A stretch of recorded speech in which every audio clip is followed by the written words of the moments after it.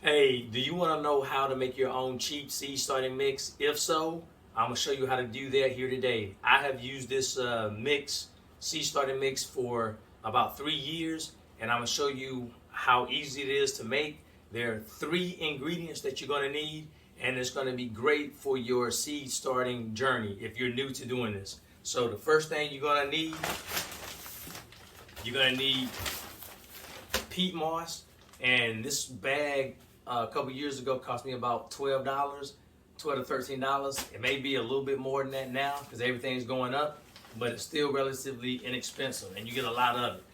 So you can go to a local big box store, and I have vermiculite, and you can get it in a big bundle to save you some money, or you can get it in the small bags, and also you can go to a big box store to get that. And really, that's all you need to do your seed starting mix, because your seed starting mix is only for the plant to germinate. But we're going to add one more thing. This is our worm casting. So these are the three ingredients that you're going to need. Now, you're going to get your own container. It could be a big container if you need a lot of a seed starting mix, and this is a soilless seed starting mix. The reason why we call it soilless because you're not getting the soil from out in the backyard, because that is going to have a lot of pests inside of it, and you don't want to bring that in your house because you don't want everything flying all over the place, and then you don't want that to eat up your actual little seedlings once they come up. So no to that. Alright, so the very first thing you're going to need with this seed starting mix, you're going to need 3 parts of peat moss to 1 part vermiculite and to 1 part worm castings. Alright, so your parts can be whatever size you want. If you want 3 parts of the peat moss and then 1 part, it could be this small, or you can use it, but it has to be the same container. So I'm gonna go ahead and put the 3 parts of peat moss in, and it's kind of dusty, so I gotta make sure I don't inhale all this. All right, so that's 1 part.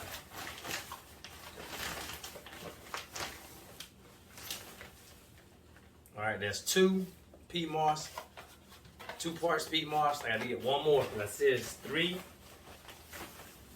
parts of peat moss. All right, so I got my 3 parts of dusty peat moss. Now I'm gonna get my vermiculite, and vermiculite is going to help with moisture retention, and it's real spongy, so it's going to help retain all the moisture. And all it is like a little spongy material, like I said. So I'm gonna dump that in there. And all I need now is 1 part of worm castings. And the reason why we're gonna do the worm casting is because once the seeds germinate, we want the worm castings to feed the seedlings. All right, so that's why we want to make sure we get our fertilizer. Or you can do liquid fertilizer, but I like having this mixture. So all I'm gonna do now is just mix it all together. Mix it all around. This is the fun part. Now, I'm going to, like I said, real dusty. I'm going to tell you that the last 2 years, I decided to try this out. It took me a long time to try it out because I was making this mix for about 3 years. All right, this is a Happy Frog. So I got the nerve to pay for this, and it works real good, but I'm going to tell you the downside of it is the cost. I think that bag costs about $30, but they have all the rich fertilizer in there. They also have a peat moss mixture, so it fed my starts for a long time. So that's why I tried that out. And this year I'm going to go back to using that. But I want to give you a cheaper way, another way if you don't want to use that mix. Like I said, I have used this mix for about 2 or 3 years before I went to that. All right, so after I mix it all in, what I will do is I will take it and I'm gonna put it in this bucket. But I'm gonna let you see what it looks like after it's been mixed up. So hold on. All right, so that is the mix. It looks just like if you were to buy this from a store. It has all of the vermiculite in there, and it's nice and loose. All right, now some say this is one of the best seed starting mix because you see how nice and loose it is. It's gonna be, it's gonna hold moisture. It's gonna be so loose that the seedlings, the roots are gonna be able to go all the way down. It's well draining. Like I said, it holds moisture and it has a lot of aeration. So your plant is gonna get everything it needs and it's gonna be able to thrive in this environment. So just make sure that if you're a new gardener, don't go bringing your outside soil in the garden in here, because that's gonna be harder for your seedlings to make it through, because it's not going to be nice and loose. So just make sure you stay away from that, and you don't want the fungus gnats. Now here's the thing, peat moss, it may have some larvae in it. So what we're going to do is, this is my little trick, you're going to take a bucket, and after you mix it up, you're going to dump all that in the bucket, just like that. Make sure you might need to wear a mask, because this is getting out of control. Now, my first couple years using this mix, I noticed that we had this wonky, the temperatures was going one way and another way, and I could not put my seedlings out. And you never know. You want to make sure that you start your seedlings 6 to 8 weeks before your last frost date. But it was like 2 or 3 weeks after our frost date, and the weather still wasn't good, and I needed to feed my plant. And I didn't want to put any of the fish fertilizer on there. But so I was just like struggling and worrying, but I was able to use another fertilizer. I think I used seaweed fertilizer, but the smell ain't that great either. So I was able to get by, and my plants survive the different temperatures. So here is what we're gonna do to make sure that we get all if there are any fungus gnats in this peat moss. I got boiling water over here, so I'm gonna go ahead and get the boiling water, and I'll be right back. All right, here's the boiling water. You see the steam coming off of it? All right, so I'm gonna pour this in my little mix, just like that. And I don't have to cover the whole thing because it's gonna go through. What you need to do not, of course, put your hand in there, because you don't want that boiling water to get on you, because that will burn. So all I'm doing is stirring this up, making sure the soulless mix is being stirred all the way around,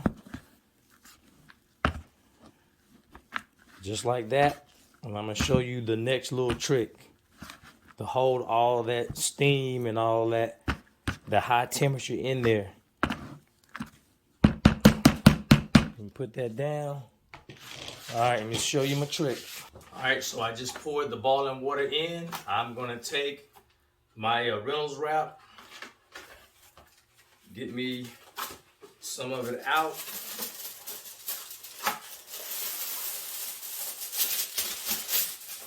All right, so all I'm gonna do is lay it right over top, just like that.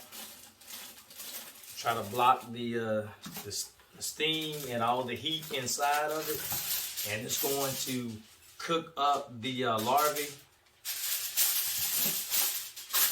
I'm gonna get one more piece. to make sure I got all of it down. And then the last thing I'm gonna do, just to be on the safe side, because I want it to heat up everything that we put in there.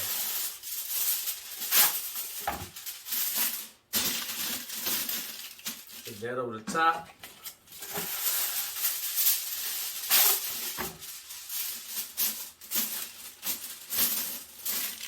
Now everything is covered. Now if you have a top, which I do, then I could go ahead, after I made that first layer down there, I could seal the top up around to make sure everything was cooked. All right, and like I said, this is gonna be the best cheap mix for your vegetables, because if you wanna grow your vegetables indoor, this is the ticket right here. All right, here's a couple reasons why you want to start your indoor starts, because number one, your grow zone may not be, you may not have a long grow zone. So you need to get a jump start on starting your seedlings. Number two is seedlings cost a lot of money. When you go to the stores, you see that they're now costing like almost $6 for 6 small seedlings. And you're saving a lot of money by making your own seedlings yourself. And the next thing is, when I go down to the local big box store, there are only a certain variety of things for me to choose from. Plants, vegetables. For example, when I go down to look at starts, they don't have the Sorrentes melon that I talked about last year. A lot of my subscribers said that they were going to try that out. That Sorrentes melon is off the chain. It tastes sweeter than candy. So it is one thing that you can get, because you can get in the seeds yourself, because they're not going to ever have them at the store. I've never seen it. All right, so a lot of my subscribers say they haven't seen it. So this gives you an advantage to grow many different types of foods that you would like to try. So the varieties are endless. All right, so this is going to help you get you on your way to having healthy seedlings. So I want you to go ahead and try this mix. And if you are on the fence about growing your seedlings, I was for a long time. I was like, this real tough. I tried it. It didn't work, because when we got to harden them off, I killed all my plants. And I will talk to you about hardening your seedlings off, so to get them acclimated to the weather, so they can be transplanted outside. Or if you want to spend the money, you can go this route. Now I'm probably, like I said, I am going to get a couple bags of this. I'm going to use this mix, and I may need to make some more of this, because I may be doing a lot of different things coming up. So this is the way how to get your seed starting mix on a cheaper rate. Thanks for watching my channel, and I'll see you next time. Remember to grow something tasty. This is Bear Brown. See you later. Bye.